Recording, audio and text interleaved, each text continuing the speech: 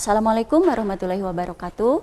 Anak-anak, hari ini kita masih belajar tema 2 tentang ketahanan pangan. Di hari sebelumnya kalian pernah belajar tentang makanan-makanan khas. Coba kalian ingat-ingat lagi apa bahan untuk makanan khas daerahmu itu. Kemudian, apakah bahan itu ada di daerahmu atau harus dibeli dari daerah lain? Nah, hari ini kita masih belajar tentang makanan khas tetapi berbahan dasar jagung. Ya, Ibu yakin kalian semua mengetahui yang namanya jagung. Jagung merupakan salah satu sumber makanan sehat. Ya, mengapa demikian? Ya, karena jagung mengandung banyak vitamin, fosfor yang bagus untuk pertumbuhan dan pemeliharaan jaringan tubuh kita. Selain itu, jagung juga memiliki kalsium yang sangat tinggi yang bagus untuk mengurangi kadar kolesterol di dalam tubuh.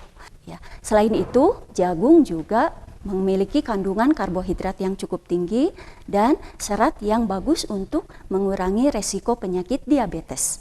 Untuk itu, marilah kita simak sama-sama bacaan yang ada di hadapan kalian. Baiklah anak-anak, mari kita simak bacaan yang ada di hadapan kalian. Makanan khas dan kondisi geografis. Jagung banyak diperoleh di banyak tempat di Indonesia. Sebagai bahan pangan, jagung adalah sumber karbohidrat, vitamin, dan mineral yang kaya. Karena mudah didapatkan, beberapa daerah menjadikan jagung sebagai makanan pokok. Ada beberapa alasan penggunaan jagung sebagai makanan pokok. 1. Jagung bisa tumbuh baik di dataran rendah maupun tinggi. Namun, sangat baik tumbuh di ketinggian 0-600 meter di atas permukaan laut. Kedua, perawatannya lebih mudah dan sederhana daripada padi. Ketiga, jagung bukan tanaman musiman. Di daerah lain, jagung mungkin tidak menjadi makanan pokok. Namun, karena mudah didapatkan, jagung juga disajikan sebagai makanan tradisional atau kudapan. Sedang di sejumlah dataran rendah, selain sebagai nasi jagung, jagung juga diolah menjadi beragam panganan khas. Jagung bose. Di Nusa Tenggara Timur ada makanan bernama jagung bose, yaitu jagung pipil yang direbus dengan kacang merah, santan kelapa, dan garam. Binte biluhuta. Binte biluhuta adalah makanan khas Gorontalo. Makanan ini berupa sup yang dibuat dari jagung manis pipil dengan udang kupas dan kelapa parut. Nah, dari bacaan yang sudah Ibu baca tadi, kita jadi tahu bahwa ada beberapa daerah yang menggunakan jagung sebagai makanan pokok. Kalian tahu daerah mana sajakah itu? Ya, Madura, Sulawesi, kemudian Nusa Tenggara Timur, dan beberapa daerah lainnya. Ya, mereka mengolah jagung menjadi makanan pokok dan dikonsumsi setiap hari.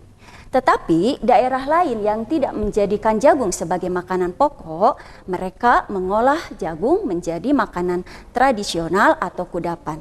Karena jagung banyak ditemukan di daerah manapun. Seperti di daerah kita di Jawa Barat, jagung bisa dimanfaatkan untuk makanan tradisional atau kudapan. Contohnya adalah ada namanya borondong. Borondong ini berbahan dasar jagung yang dicampur dengan kinca gula merah dan yang menjadi ciri khasnya dibentuk bulat-bulat. Ya, selain borondong, ya, ada juga kue talem yang berbahan dasar jagung.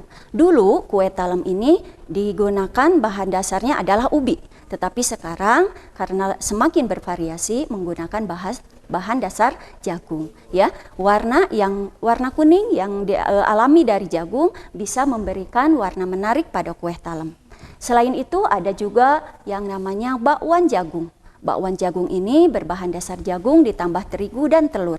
Ini bisa dijadikan cemilan atau bisa dijadikan lauk. Nah, selain itu juga ada beberapa kue yang dibuat berbahan dasar jagung, yaitu antara lain ada bolu kukus, kemudian ada puding, dan lain sebagainya. Baiklah, untuk memahami pemahaman kalian tentang bacaan yang sudah Ibu bacakan tadi, silahkan kalian isi pertanyaan di hadapan kalian, ditulis di buku kerja kalian ya. 1. Di daerah mana saja jagung bisa tumbuh? 2. Mengapa jagung dipilih sebagai makanan pokok di beberapa daerah? 3. Apakah di daerahmu ada tanaman jagung? 4. Di tempatmu jagung dimasak menjadi makanan apa saja? Kelima, pilih salah satu jenis makanan yang kamu sebutkan di nomor 4. Kemudian sebutkan bahan-bahan untuk membuat makanan tersebut. Sudah? Sekarang kalian perhatikan dialog yang ada di hadapan kalian. Di sini ada percakapan antara Joni dan Bimo. Joni berkata, "Selamat sore Bimo." "Sore Joni, ayo masuk." "Oh iya, kamu lagi memotong apa itu?" "Aku lagi memotong 2 buah roti bakar Bandung. Rencananya roti ini mau aku bagi ke Andi, tetangga depan rumahku." "Rotinya kamu potong berapa? Dan kira-kira berapa bagian roti yang akan kamu kasih ke dia?"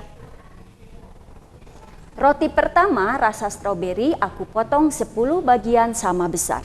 Sedangkan roti kedua rasa coklat aku potong 5 bagian sama besar. Aku akan memberikan 3 potong roti rasa stroberi dan 1 potong roti rasa coklat.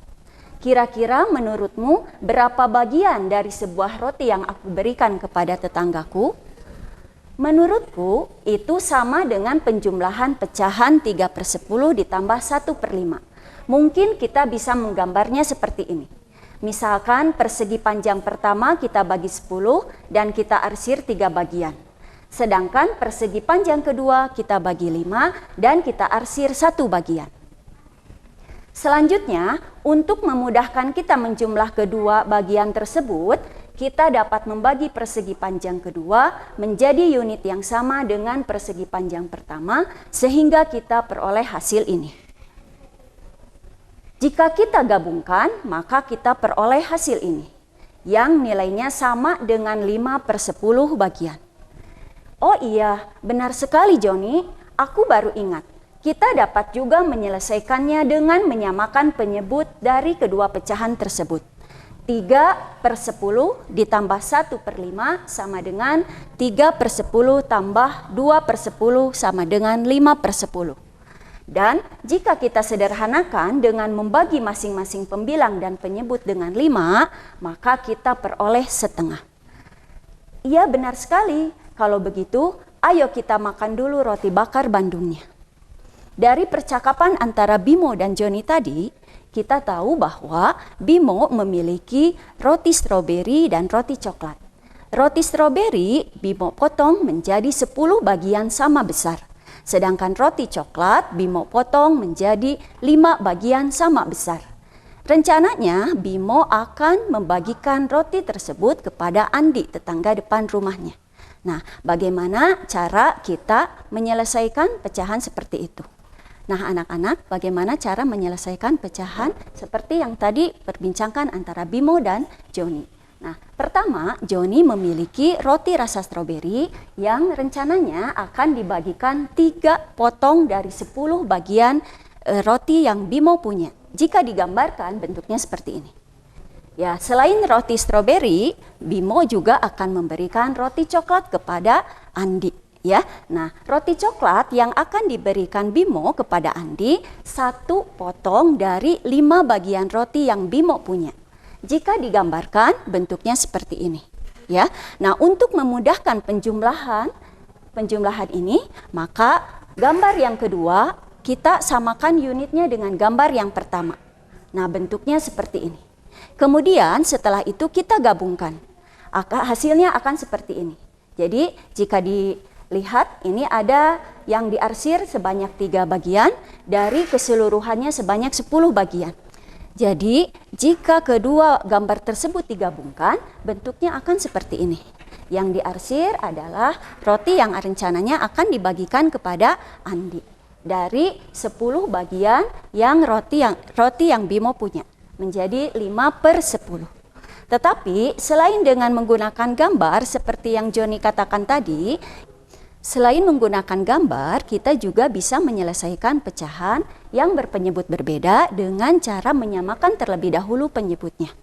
Ini roti yang Bimo punya dan diberikan kepada Andi sebanyak 3. dari 10 bagian yang Bimo punya, jika ditulis dalam bentuk pecahan seperti ini, 3/10. Kemudian, karena Bimo selain mau memberikan roti stroberi, Bimo juga akan memberikan roti coklat, maka dijumlah. Roti coklat yang ingin Bimo berikan kepada Andi sebanyak 1 bagian dari 5 potong roti yang Bimo punya. Nah, jika dijumlahkan, kita harus menyamakan terlebih dahulu penyebutnya.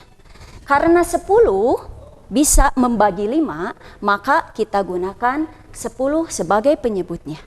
Kemudian setelah itu 10 kita bagi 10, hasilnya 1, dan dikali pembilang. Hasilnya 3, kita tulis di sini 3.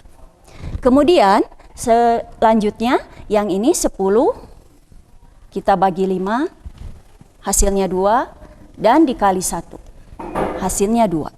Setelah penyebutnya sama, baru kita bisa menjumlahkan pembilangnya. 3 ditambah 2 sama dengan 5/10. Ini bisa kita sederhanakan dengan cara membagi dengan bilangan yang sama. 5 kita bagi 5 menjadi 1, 10 dibagi 5 menjadi 2. Jadi isinya 1/2 atau setengah. Baiklah anak-anak, untuk lebih memahami materi hari ini kalian harus mengerjakan soal-soal yang ada di hadapan kalian, ya. Yang nomor 1, perhatikan gambar di bawah ini. Tuliskan pecahan untuk menggambarkan ukuran yang ditunjukkan oleh gambar, ya. Kemudian yang kedua, seorang anak mengambil 1 potong pizza yang ada di piring tersebut. Maka pecahan untuk menggambarkan ukuran pizza yang diambil anak tersebut adalah 3. Tuliskan operasi hitungnya. Nah, itu saja mungkin yang bisa Ibu sampaikan hari ini. Mudah-mudahan kalian memahami apa yang Ibu sampaikan. Terima kasih.